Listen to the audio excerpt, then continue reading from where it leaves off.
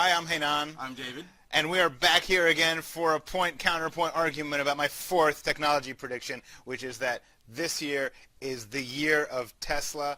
I think you're going to now see the Model 3, the Model 3 car, all over the place. I think it's going to leave the posh suburbs of Bethesda and Potomac, and I don't know what you guys have in Virginia, but also it's going to leave the posh suburbs, and it's going to get into every single neighborhood. We're going to see them all over the place.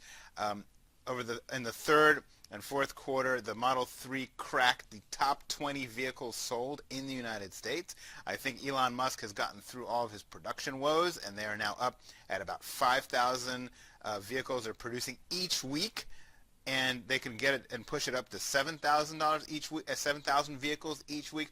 And I just think their prices are coming down. They're becoming mainstream. They have left the niche, and we're going to see them everywhere. Spoken like someone who lives inside the bubble of the Beltway. Even at its current, even with the prices dropping, a very nicely appointed Tesla Model 3 is going to cost you what? $50,000+? Right now, $50,000+. Well, let's not fool ourselves. It sounds like not a very high price within the confines of the Beltway.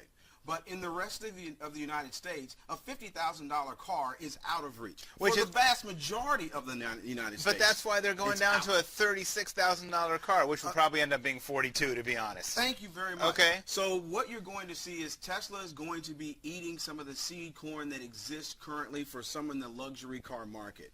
What you're not going to see is the vast majority of Americans switching over to Teslas because, frankly, the vast majority of Americans just can't afford it. This is not a factor of the car, how great it is, or the energy savings. We're talking about cold dollars and cents. And when you're talking about a car that's going to start at around $40,000 and is going to top out anywhere from $50,000 to $60,000, well, let's look at it this way.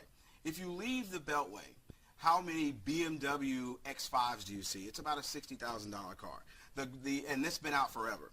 The percentages of that car drop dramatically because outside the Beltway and some of the other really nice urban areas and even some of the more rural, more affluent areas of the country, people just can't afford a car like this. So this is going to stay, in my mind, it'll be a more widespread niche, but it won't be much more than that. It'll be another luxury car brand. This past year, they sold 400,000 cars. Up from what?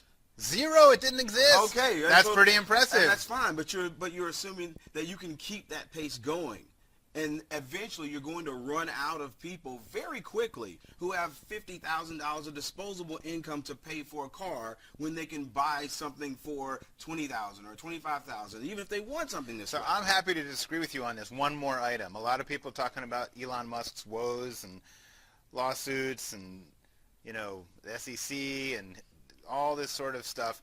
And I say to that, bullshit. Elon Musk is one of the most gifted entrepreneurs of our time, and he's going to get through all that stuff and all his woes. And I still think that he's working on it and trying to push it down to under $36,000, making it even more affordable for everyone. Well, I think if he does that, more power to him. I do agree. I think Elon Musk we're in the midst of someone that we're not used to seeing. Mm-hmm. So it's very difficult for the eye of normalcy to say, this guy's a genius, or you just see all of the things that flutter around him. But I think time is going to bear out that Elon Musk is going to be probably one of the most important figures in the late 20th and early 21st century. That's going to bear out over time. I agree, and this is the conversation we're having over every dinner in my house.